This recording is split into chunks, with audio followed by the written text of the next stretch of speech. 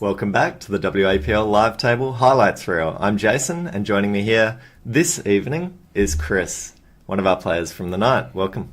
Thanks, Jason. Good to be here. It's good to have you here, mate. So it was a fun night, that night at Joondalup Sports Association, and it was good to have you down for your first event with us. Yes, yeah, absolutely. It was a good night. I ended up walking away, I think, with double what I started the evening with. Started pretty strongly, ended the night pretty strongly. Had a bit of a rough patch in the middle where I was pretty card dead, but managed to sort of plough through the night and come away with a bit of a win, which was good. Speaking of starting very strongly and ending very strongly, you can't start or end much stronger than you did.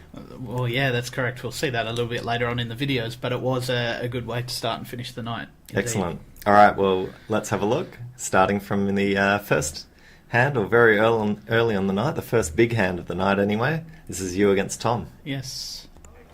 I think it was about the third hand of the evening, which was a good way to start to look down and see pocket aces. And, of course, Tom looking down at pocket tens here in this hand.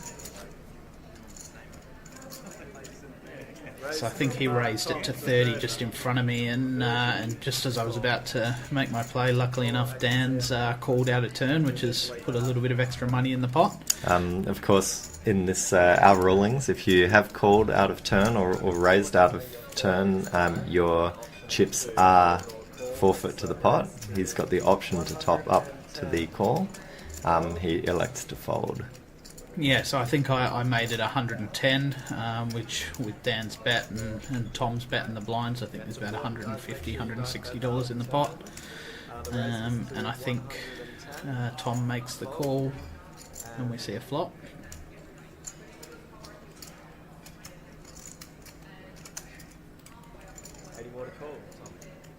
He has a little think about it with tens there.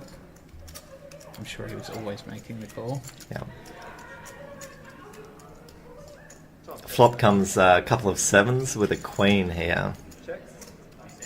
Which I think was a relatively safe flop for me. Knowing Tom and the range of hands he plays, I didn't expect him to be holding ace-7 off or anything like that, so it's a fairly safe board to bet at, and he calls pretty quickly. Yeah. So a 3, still pretty safe. Possible flush draw out there, but you're still feeling pretty good at this point. Yes. And Tom checks to you again. Yeah, I think this time it's about $160 or something I put out there. Pot being just shy of 500 at this point. That's 155. Yep, 155 the bet was. I think Tom calls pretty quickly again.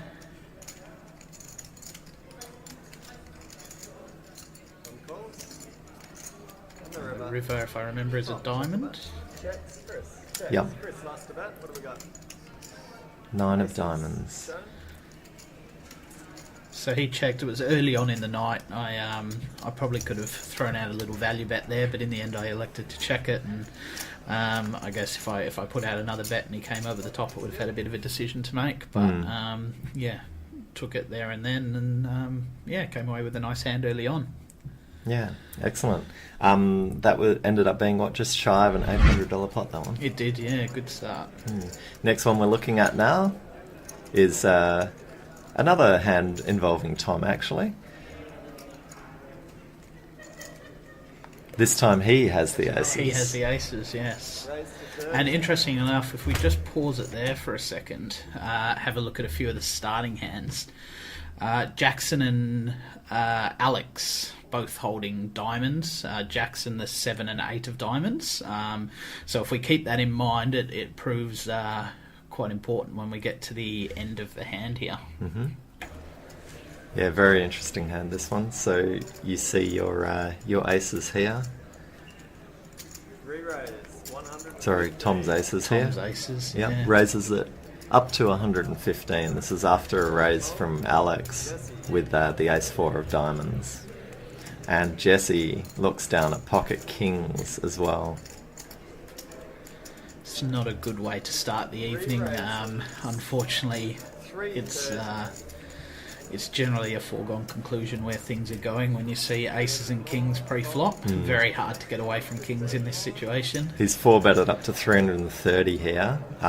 Also, must mention here, Jesse is also having his first game on the table here tonight. He was hoping for a good night, first night with us. Of course, has no idea at this point that he's run straight into aces. You see the look on his face there is a little bit of uncertainty there. Yeah, I think he had a rough start a couple of hands earlier as well. Lost a little bit in a pot, and then to have aces over kings with a pretty safe flop from a 3-bet flop there. Yeah, rainbow flop 5, 6, 7 though. Not expecting anything straight related there. Of course, he gets it all in after Tom's check, and Tom with the instant call with his aces. It's a little bit of a sick way to start the evening, especially I think it was only half an hour in. Now look at this, 5, 6 of diamonds and a 9 of diamonds comes on the river. If we just pause it there, you'll see down the bottom of the screen, so you've got 5, 6 and 9 of diamonds. So all the action aside, I think Alex would have made the nut flush there on the river if he was still in the hand. And Jackson, with his 7, 8 of diamonds, would have made the straight flush that hand. Yes, so unfortunately they were never going to see a flop when you've got aces and kings in the mix.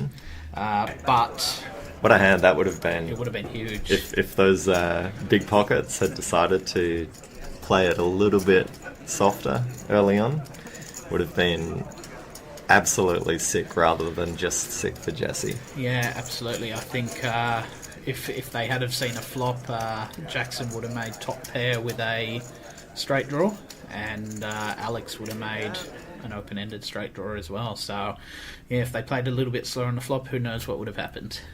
Very interesting, though. Probably one of the most interesting hands that we've had so far, taking that into account. Okay, next up we're looking at a pot between Paul and Alex. Alex also new to the table, sitting to my right, dealer right, position 10. Paul looking down at pocket jacks. Yeah, funnily enough, I missed this hand on the night. I think I was too absorbed in my phone watching the rebroadcast of the stream, trying to find out what people had a few hands earlier. I only saw this on the replay a couple of nights later.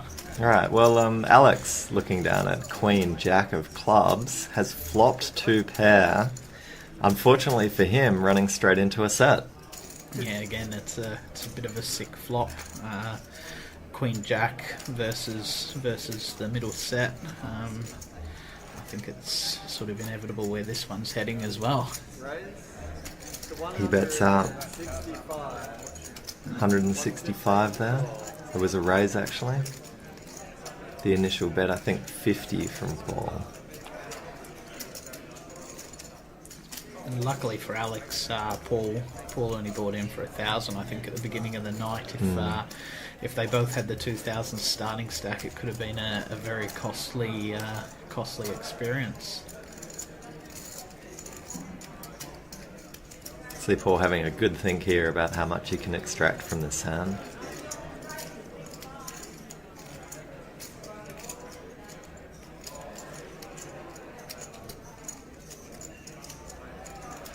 Not sure how much Paul has played against Alex as well. They may have played a bit at the casino.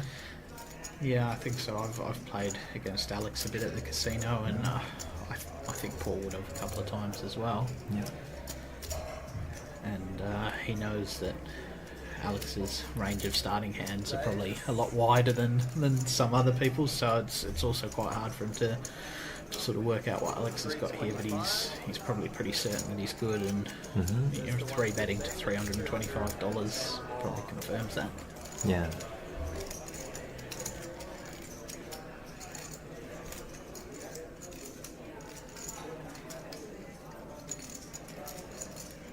Alex taking a look back at the flop and a look back to Paul, checking his stack size out there.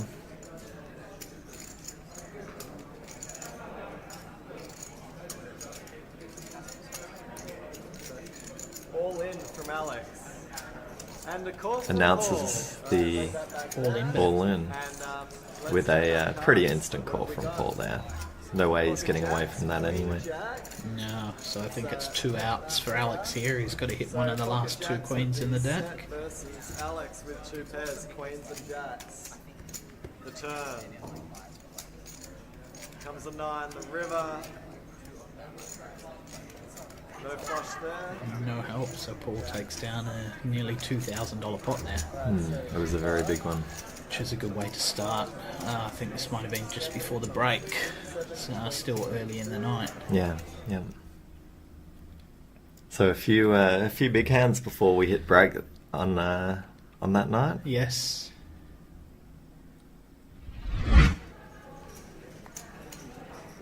Once getting back from break, with a change in one of our decks of cards, we see Tom here running into Paul. Paul again with big pockets.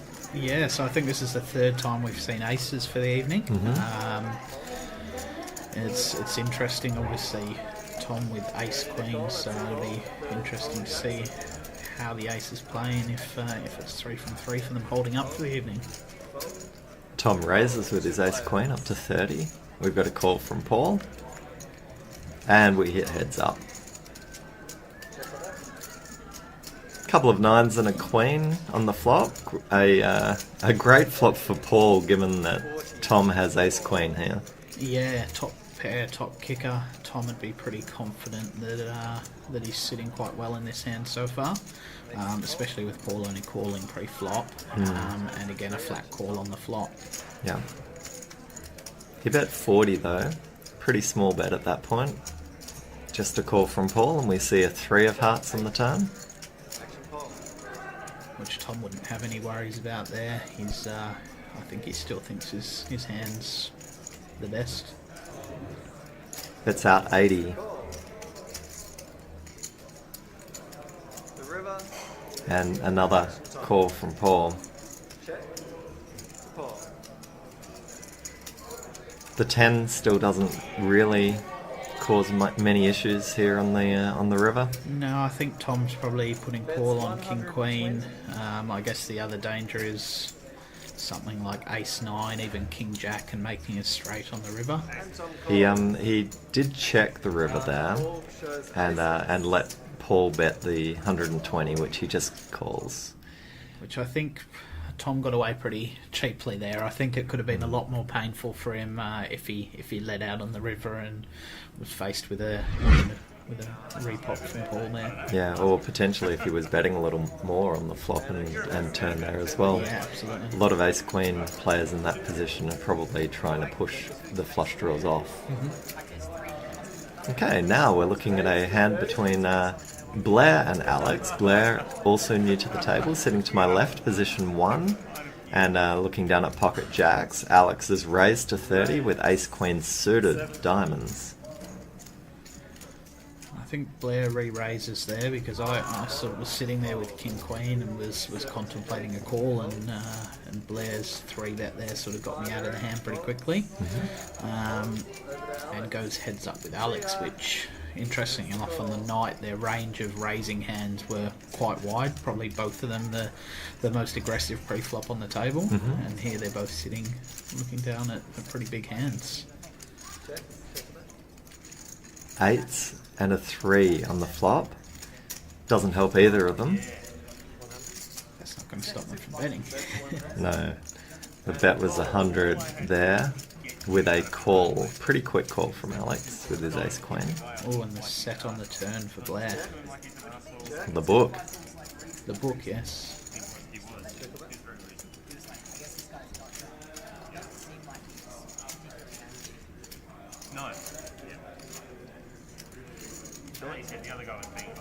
So they both check through there to an ace on the river. Be an action card now. Alex has got his ace there, so he's got 2 pair with the queen kicker. And Blair betting out 210 there. Quickly looking him up there is Alex, and sees the book, throws away his couple of pair.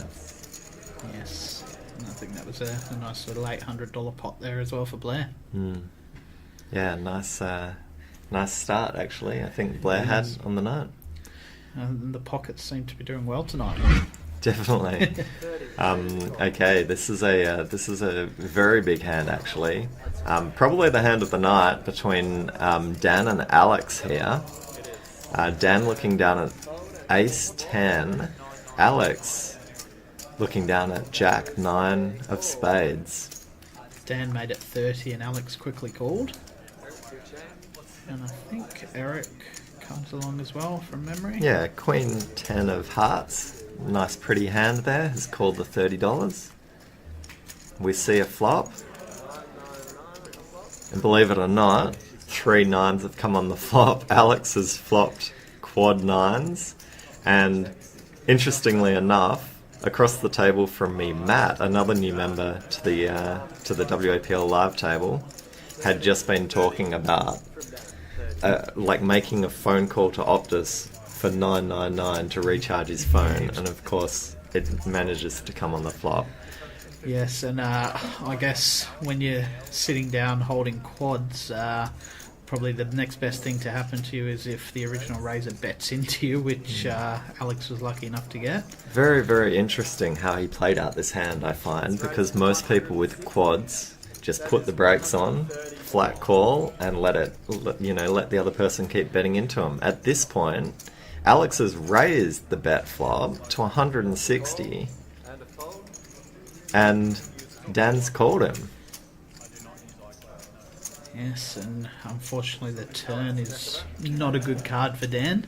Absolutely shocking for Dan. I'm sure the last thing he probably puts Alex on at the moment is 4 nines. And I know Dan had been having a bit of a rough run with cards for the first half of the night to this point, so he's probably thinking he's very good here. But look at this, I mean, straight out with another bet, and it's a big bet. That's almost half the pot there. $340. It is, and I think if Dan didn't hit his 10, I think Alex might have bet himself out of the pot here, but luckily enough he did hit his 10. Actually, it wasn't half the pot, that was a pot-sized bet, wasn't it? It would have been, 340. And straight away, all in, Dan makes the call, has just the look of disappointment on his face there. He just doesn't believe that Alex had those quad nines, and what a hand. Yeah, I don't think anyone believed it when they saw him turned over, and I think Matt's just starting to realise now that he was talking about calling 9999 about 30 seconds earlier. Yeah. It was... I mean, look, I can't say that Alex didn't play that well. It was pretty unorthodox, though, and paid off for him big time. Worked. He got every dollar that he could out of the pot. Yeah. Getting passed over some chips now with one of those silver bricks, which were worth, I think, $250. That's right. And he bet the gold one. The golds are worth $1,000. For those of you new to the stream, the pink chips are $1, the green chips $5, the black chips $10, purples are $50, and the tiles, of course, $250 for the silvers and $1,000 for the golds. All right, this is our last hand of the night, I believe. This is another big one with you, Chris. Yeah, it was. I mean, aces have been pretty kind to people so far, so I think after a run of being card dead for a long time, I was happy to look down and see pocket aces again. I think this was the third last hand of the evening. And Blair has picked up 9-10 suited connectors. Yeah, he made it 40, so I think I 3-bet to bet up. Well, there you go, 145. We've got 105 more to call, and that's the call. Blair just making the call there. It's always tough when you've got Blair calling you down because he's got such a wide range of hands he could be calling you with there. Obviously he makes top pair here. So last 5 minutes something, guys. So that's 180 from Chris. You bet out what looks like about 230 there. 180. Oh, 180 is it? Yeah, 180.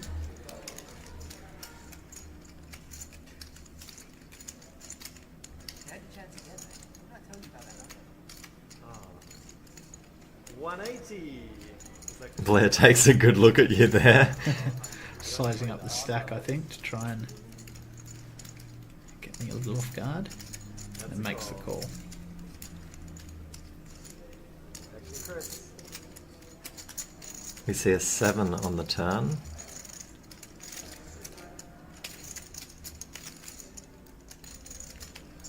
Which I think improves Blair's chances in the pot from memory, because that gives An him 8 for the straight. Yeah. so he's got an 8, a 9 or a 10 that he can hit on the river now to make either 2 pair or a straight.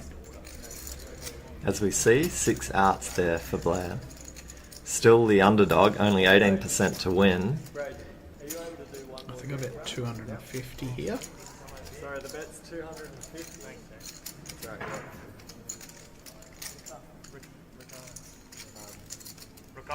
So the pot 9-10 at the moment, and Blair makes the call. Again, Blair makes a quick call, which sort of throws me off a little bit here.